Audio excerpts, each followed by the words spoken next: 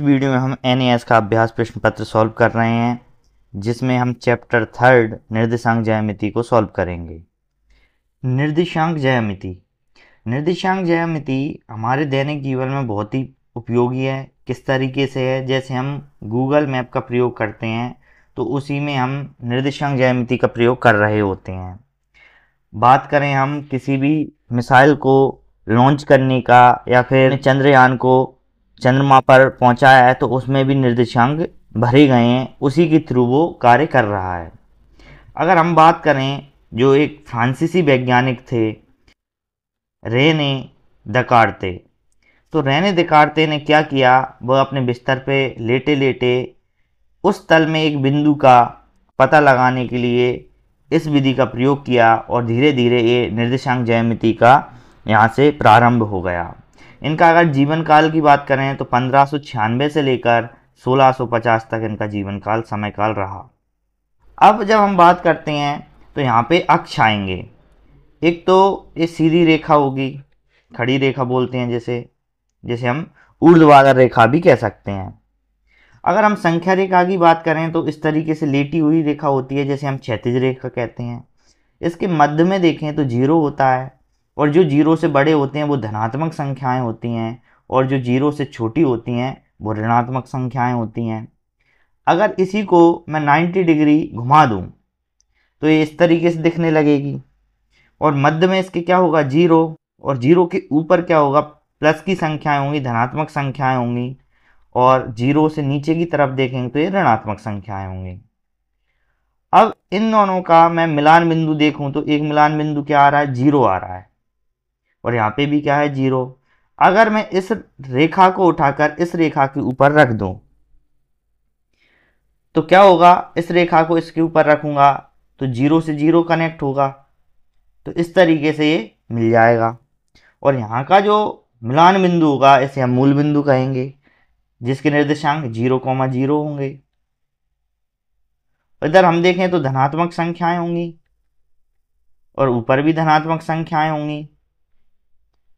इस तरह 0 के इधर की बात करें तो ये ऋणात्मक संख्याएं होंगी आपकी, और 0 के नीचे तरफ बात करूं तो ये भी ऋणात्मक संख्याएं होंगी। अब इसे हम बोलते हैं x अक्ष और इसे बोलते हैं हम y अक्ष। अब यहाँ पे 2-3 पॉइंट को आपको समझना बहुत ही जरूरी है।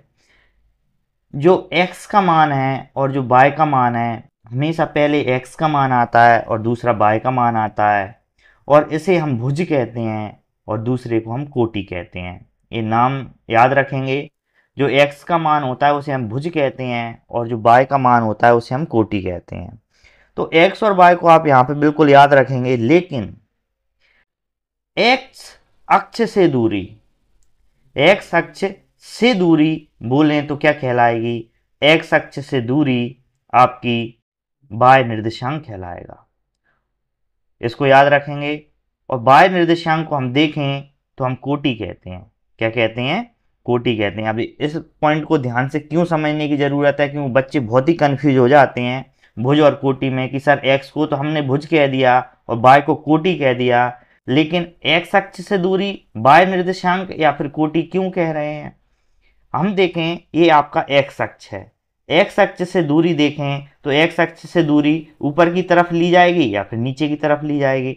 मतलब x अक्ष से दूरी देखें तो आपका y का ही मान आएगा, y निर्देशांक का मान आएगा, जिसे हम कोटि कहते हैं। और y अक्ष से दूरी पूछे आपसे, y अक्ष से दूरी तो आपका क्या कहलाएगा, x निर्देशांक कहलाएगा।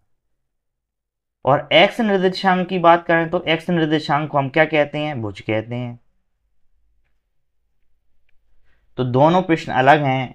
जो x अक्ष है और y अक्ष है उसे तो x का मान भुज ही कहेंगे और y का मान कोटि कहेंगे, लेकिन जब भी x अक्ष से दूरी की बात करें और y अक्ष से दूरी की बात करें तो जो x से दूरी निकालेंगे तो वो y का मान होगा, और y से दूरी पूछेंगे तो वो x का मान होगा। इन दोनों पॉइंटों को आप याद रखना है, बिल्कुल इन्हीं से क्वेश्चन सॉल्व होने वाले हैं। अब थोड़ी और बात करें, जब मैं सिंगल इस संख्या रेखा की बात करूं या फिर क्षैतिज रेखा की बात करें, जैसे हम x अक्ष कह रहे हैं, x अक्ष पे अभी देखिए फिलहाल में कहीं पर भी y अक्ष दिख रहा है आपका, नहीं दिख रहा होगा। और इसमें देखें तो ये बाय अक्ष है, और बाय अक्ष में देखें तो बाय अक्ष में कहीं भी आपको एक्स अक्ष दिख रहा है क्या? नहीं दिख रहा। तो हम दोनों को कहें तो दोनों को जब हमने मिलाया तो सिर्फ एक ही बिंदु पर मिल रहा है, जिसपे 0 0 बोल रहा है मूल बिंदु। अब आपसे प्रश्न पूछेगा यहां पे कि जो बाय अक्ष है, जो आपका बाय अक्ष दिया हुआ है, x का मान 0 होता है। बाय अक्ष पर x का मान 0 होगा। और हम पूछें x अक्ष पर किसका मान 0 होगा? x अक्ष पर y का मान 0 होगा। तो यहाँ पे आप 3 पॉइंट याद रखेंगे। जो x का मान है वो भुज होगा, जो y का मान है कोटि कहलाएगा। x अक्ष से दूरी y निर्देशांक या कोटि कहलाएगी, y अक्ष से दूरी x निर्देशांक या भुज कहलाएगा। और y अक्ष पे x का मान 0 होगा और x अक्ष पे y का मान 0 होगा। x अक्ष और y अक्ष को हमने मिलाया तो यहाँ पे 4 चतुर्थांश बने। ये प्रथम चतुर्थांश कहलाएगा, ये आपका दूसरा चतुर्थांश कहलाएगा, ये आपका तृतीय चतुर्थांश कहलाएगा, और ये आपका चतुर्थ चतुर्थांश कहलाएगा। ये 4 भाग हैं। इस सभी को मैं बोल दूं तो ये आपका कार्तीय तल कहलाएगा। ये आपका कार्तीय तल कहलाता है। कार्तीय तल में आपके सारे के सारे चतुर्थांश और x अक्ष और y अक्ष इंक्लूड होते हैं, ये कार्तीय तल कहलाएगा। अब याद रखेंगे जो प्रथम चतुर्थांश है, पहला वाला है, हमने देखा है x पहले लिया जाता है, y बाद में लिया जाता है। तो यहाँ पे जो x के मान है वो धनात्मक है, उसके बाद इस y की बात करें तो यहाँ पे भी धनात्मक है। तो पहले चतुर्थांश के चिन्ह हैं वो प्लस और प्लस होंगे। दूसरे की बात करें तो यहाँ पे x अक्ष माइनस में है और y अक्ष प्लस में है, तो यहाँ पे माइनस कॉमा प्लस होते हैं, क्योंकि पहली वैल्यू x की होती है, दूसरी वैल्यू y की होती है। इसके बाद हम बात करें तीसरे चतुर्थांश में, इसमें देखिए x भी ऋणात्मक y भी ऋणात्मक है, तो यहाँ पे जो चिन्ह होंगे दोनों ही ऋणात्मक होंगे, माइनस कॉमा माइनस। चौथे की बात करें चौथे चतुर्थांश में तो x यहाँ पे धनात्मक है और y ऋणात्मक है। पहले x का मान लेते हैं इसलिए प्लस आएगा, और दूसरा हम y का मान लेते हैं तो यहाँ पे प्लस कॉमा माइनस आएंगे। अब इसी से रिलेटेड आपसे क्वेश्चन पूछे जाएंगे, इसके अलावा आपसे कोई भी प्रश्न नहीं पूछा जाएगा। फिर से हम मेन पॉइंट को रिवाइज करेंगे। जो x का मान है वो आपका भुज कहलाएगा, और जो y का मान है वो आपका कोटि कहलाएगा। हमेशा जो मान होगा वो x, y के ही रूप में मिलेगा। पहला मान x का होगा, दूसरा मान y का होगा। इसके बाद हम पूछें x अक्ष से दूरी। x अक्ष से दूरी आपका क्या कहलाएगा? x अक्ष से दूरी आपका y निर्देशांक कहलाएगा, और जो y निर्देशांक होता है उसे हम क्या कहते हैं? कोटि कहते हैं। तो x अक्ष से दूरी आपका क्या कहलाएगा? y निर्देशांक या कोटि।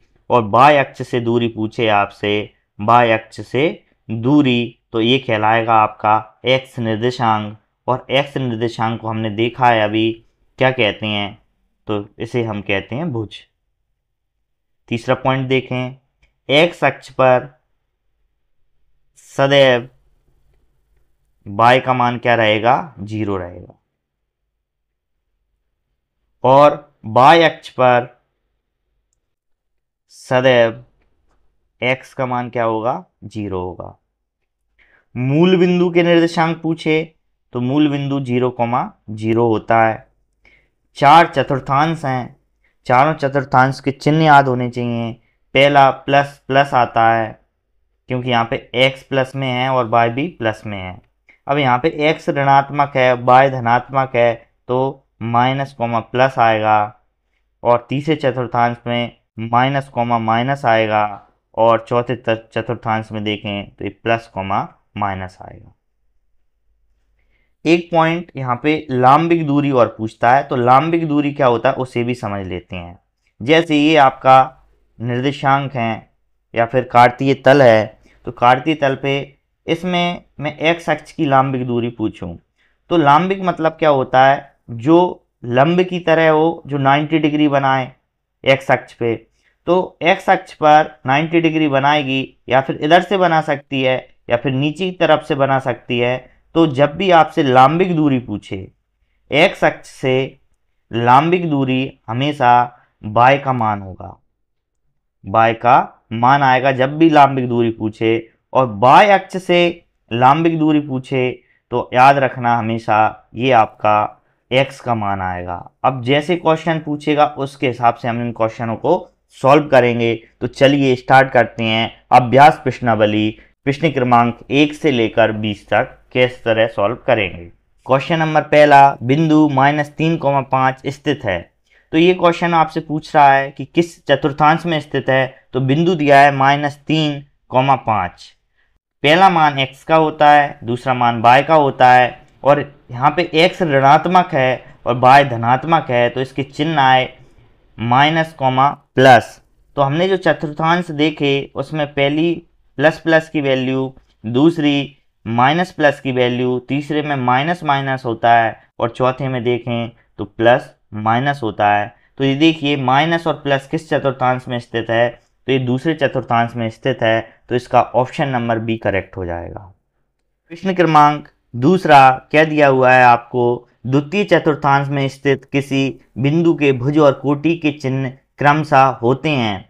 तो यहाँ पे पूछा है द्वितीय चतुर्थांश में। तो द्वितीय चतुर्थांश में देखें तो पहली वैल्यू प्लस की और दूसरी वैल्यू भी प्लस की होती है, जिसे हम x, y बोलते हैं। हमेशा पहले x आएगा, बाद में y आएगा, और x को हम बोलते हैं भुज और दूसरे को बोलते हैं कोटि। तो यहाँ पे इसी तरीके से प्रश्न पूछा है कि दूसरे चतुर्थांश में भुज और कोटि का मान क्या होगा।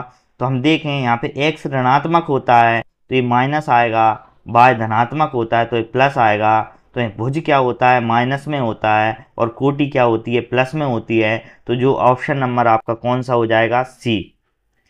क्वेश्चन नंबर 3 देखें क्या पूछा हुआ है, एक्स अक्ष पर स्थित सभी बिंदुओं की कोटि।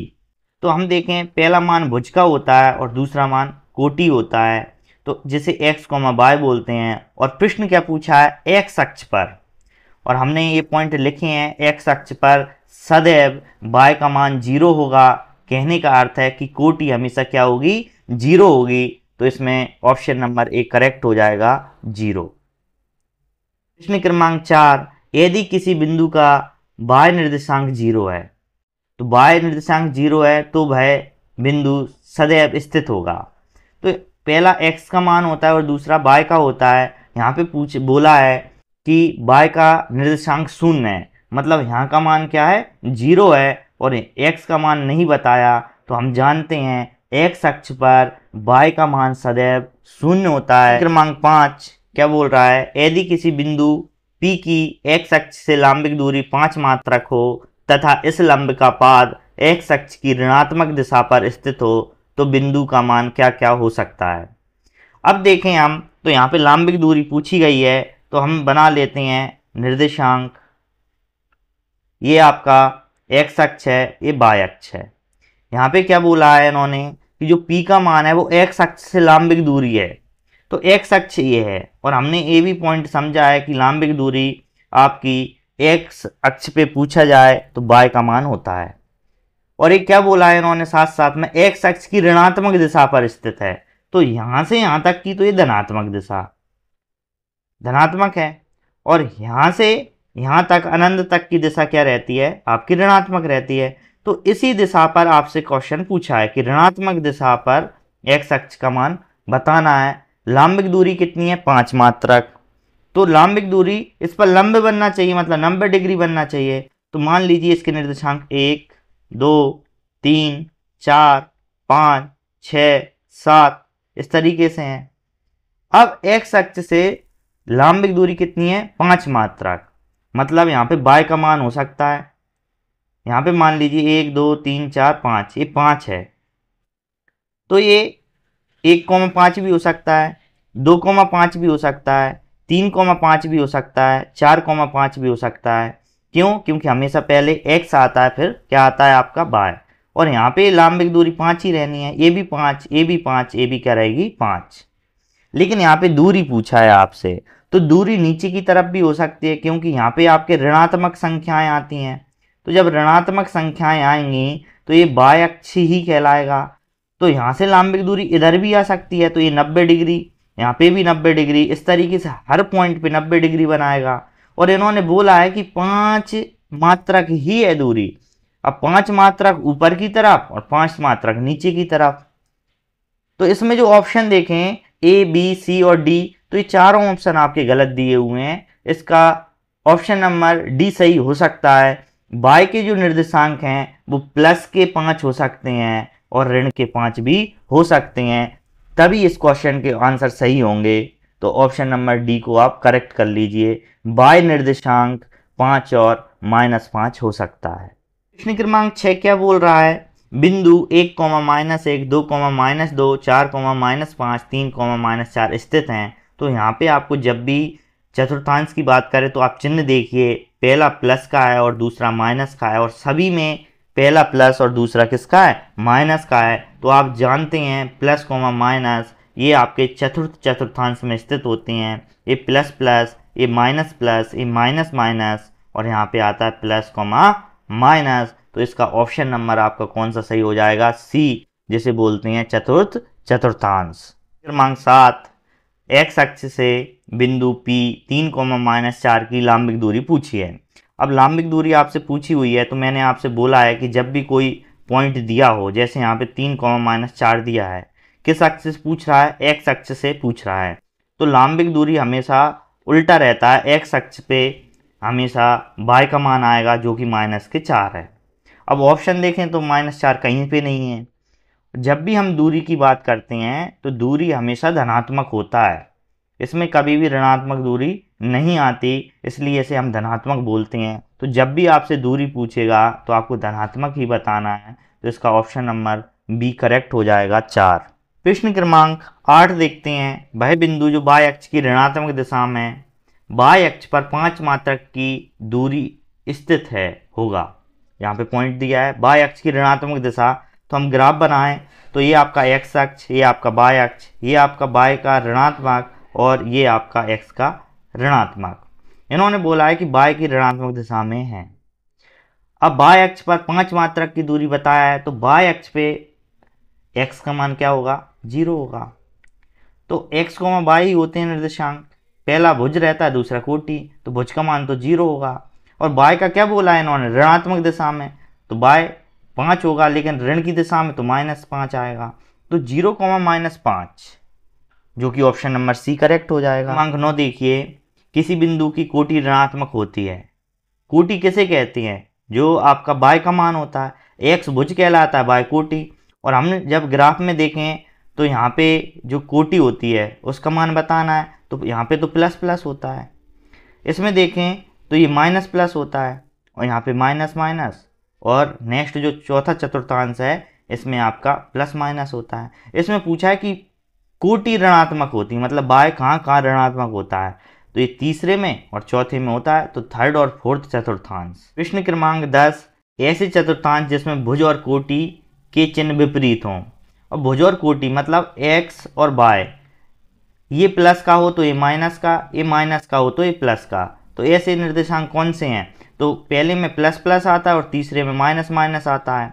तो हमें पता है कि दूसरा और चौथा है, इसमें ही अपोजिट होते हैं, तो ऑप्शन नंबर सी, चौथा और दूसरा। प्रश्न क्रमांक 11, वह बिंदु जिसका भुज 8 है और एक्स अक्ष पे स्थित है। एक्स अक्ष पे स्थित है तो बाय का मान 0 होगा, और हमेशा एक्स को बाय के फॉर्म में लिखते हैं।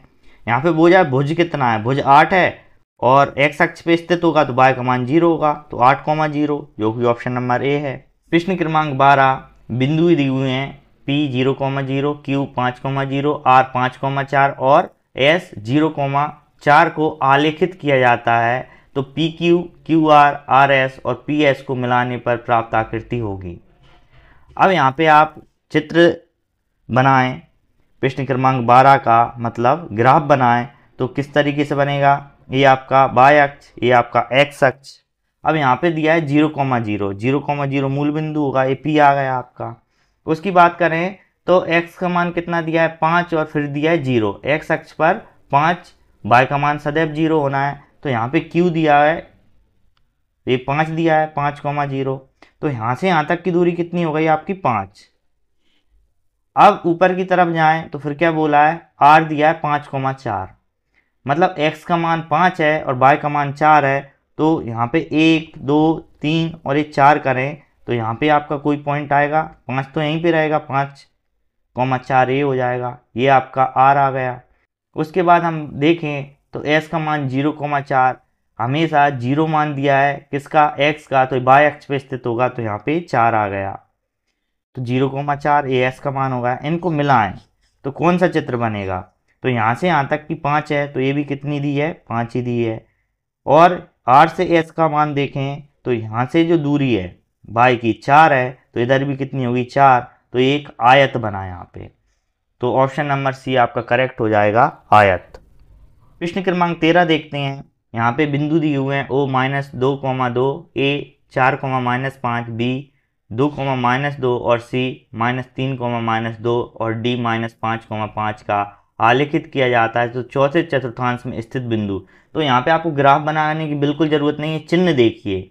चौथे चतुर्थांश की बात करते हैं तो यहाँ पे क्या आता है, प्लस कॉमा माइनस आता है। तो प्लस कॉमा माइनस देखिए किस किस चतुर्थांश किस किस निर्देशांक में है, तो ए का मान 4,-5 है, मतलब प्लस कॉमा माइनस। उसके बाद बी का देखिए 2,-2 है, प्लस कॉमा माइनस। इसके अलावा किसी के भी जो चिन्ह है वो चौथे चतुर्थांश के समान नहीं है, तो बी और ए, तो बी ऑप्शन देखिए, ए और बी आपका करेक्ट हो जाएगा। प्रश्न क्रमांक 14, किसी बिंदु का भुज धनात्मक होता है। अब भुज धनात्मक क्वेश्चन वही रिपीट होते रहेंगे। हम जानते हैं भुज क्या होता है, पहला x और दूसरा y, तो पहले x का ही मान को हम भुज कहते हैं, तो यहाँ पे ये धनात्मक होगा और ये ऋण, ये भी धनात्मक, भुज और कोटि धनात्मक। फिर इसमें देखें तो ये भुज ऋणात्मक कोटि धनात्मक, फिर यहाँ पे दोनों ऋणात्मक, और यहाँ पे देखें तो भुज धनात्मक और कोटि ऋणात्मक। तो यहाँ पे क्वेश्चन में क्या पूछ रहा है वो देखिए, यहाँ पे पूछा गया है आपसे कि भुज धनात्मक होना चाहिए, तो भुज धनात्मक होगा एक तो प्रथम में और उसके बाद चतुर्थ में, तो प्रथम और चतुर्थ, जो कि ऑप्शन नंबर आपका सी करेक्ट हो जाएगा। प्रश्न क्रमांक 15, पी क्यू आर एस और ओ को आलेखित करने पर अक्षों पर स्थित बिंदु। अब यहाँ पे अक्ष का बोल रहा है, तो एक्स अक्ष पर स्थित होगा तो y का मान 0 होगा, और y अक्ष पे स्थित होगा तो x का मान 0 होगा। तो ऐसे बिंदु देखिए जिसका मान x का 0 और y का भी 0 हो। तो q देखिए 5,0, तो यहाँ पे y का मान 0 है तो x अक्ष पे स्थित होगा। उसके बाद हम देखें q के बाद r 0,3, तो यहाँ पे किसका मान 0 है, x का मान 0 है तो y पर स्थित होगा। अब फिर क्या दिया है, o 1,0, तो यहाँ पे देखें तो y का मान 0 है तो ये किस अक्ष पे स्थित होगा, x अक्ष पे स्थित होगा। तो तीन ही बिंदु हैं q, r और o जो कि अक्षों पर स्थित हैं, ऑप्शन नंबर बी करेक्ट हो जाएगा। प्रश्न क्रमांक 16 देखेंगे। मूल बिंदु के अतिरिक्त ऐसे बिंदु जिनके भुज और कोटि के मान बराबर हो सकते हैं निम्नलिखित में स्थित होंगे। तो इन्हें बोलना चाहिए था हो सकते हैं, क्यों, क्योंकि इसमें हमने ग्राफ बनाया x अक्ष और y अक्ष है मूल बिंदु 0,0, यहाँ पे भुज भी 0 और कोटि भी 0। उसके बाद इन्होंने बोला तो ऐसे कौन से निर्देशांक हो सकते हैं। तो पहले तो निर्देशांकों में देखें चिन्ह, तो यहाँ पे भुज तो कोटि भी प्लस का, भुज भी प्लस का, कोटि भी प्लस का, और ऐसी स्थिति तीसरे में भी बनती है, भुज ऋणात्मक तो कोटि भी ऋणात्मक। तो यहाँ पे तीसरे और प्रथम चतुर्थांश में देखें तो ये संभावना है कि भुज और कोटि बराबर हों। लेकिन अगर हम यहाँ पे ले लें ये 3 और यहाँ पे 2, तो ये 2,3 होगा, तो यहाँ पे तो बराबर नहीं है, तो संभावना ये है कि इसमें आपके बराबर होंगे, मतलब यहाँ पे x और y का मान बराबर हो सकता है और यहाँ पे भी x और y का मान बराबर हो सकता है। तो यहाँ पे इन्हें ये बोलना चाहिए था प्रश्न में कि हो सकते हैं, लेकिन यहाँ पे बराबर हैं का स्थिति बोला है, तो फिर भी ऑप्शन नंबर हम सी करेक्ट कर लेंगे। पहला और तीसरा चतुर्थांश है जिसमें ये संभावना है। इसमें देखें दूसरे और चौथे में क्यों नहीं हो सकती, क्योंकि यहाँ पे ये ऋणात्मक होता है, ये धनात्मक, तो ये कभी बराबर नहीं हो सकते। इसमें भी कभी बराबर नहीं हो सकते क्योंकि भुज का मान प्लस में और कोटि का ऋणात्मक होता है। तो चौथे और दूसरे की बात करें तो इसमें तो कभी मान बराबर हो ही नहीं सकते, इसमें संभावना है कि बराबर हो, तो ऑप्शन नंबर आपका सी करेक्ट होगा। प्रश्न क्रमांक 17, ऐसे चतुर्थांश जिसमें बिंदुओं के भुज और कोटि के चिन्ह समान होते हैं। भुज और कोटि के चिन्ह देखें तो प्रथम में होते हैं समान प्लस और प्लस, और तीसरे में होते हैं माइनस माइनस। प्रश्न क्रमांक 18 देखें, एक तल पर एक दूसरे पर लंब दो भुजाओं को खींचने और इन रेखाओं के सापेक्ष तल में बिंदुओं का स्थान निर्धारण करने का विचार किसने दिया था? तो हमें पता है एक फ्रांसीसी गणितज्ञ थे जिन्हें हम रेने दकार्ते बोलते हैं, उन्होंने इसकी शुरुआत करी थी। तो बी ऑप्शन आपका करेक्ट हो जाएगा। प्रश्न क्रमांक 19, x बराबर y हो तो x, y किसके बराबर होगा? तो x की जगह y रख दीजिए और y की जगह x रख दीजिए, तो इसका उल्टा होगा y, x, जो कि ऑप्शन नंबर आपका ए करेक्ट हो जाएगा। प्रश्न क्रमांक 20 देखें, अक्षों के प्रतिच्छेदन बिंदु को क्या कहते हैं? तो अक्षों के प्रतिच्छेदन बिंदु, ये x अक्ष है, ये y अक्ष है, इसे मूल बिंदु कहते हैं जिसके निर्देशांक 0,0 होते हैं। आई होप आपको वीडियो पसंद आई होगी, और वीडियो पसंद आई हो तो वीडियो को लाइक करें, शेयर करें और एक प्यारा सा कमेंट करें। Thank you, take care, good luck.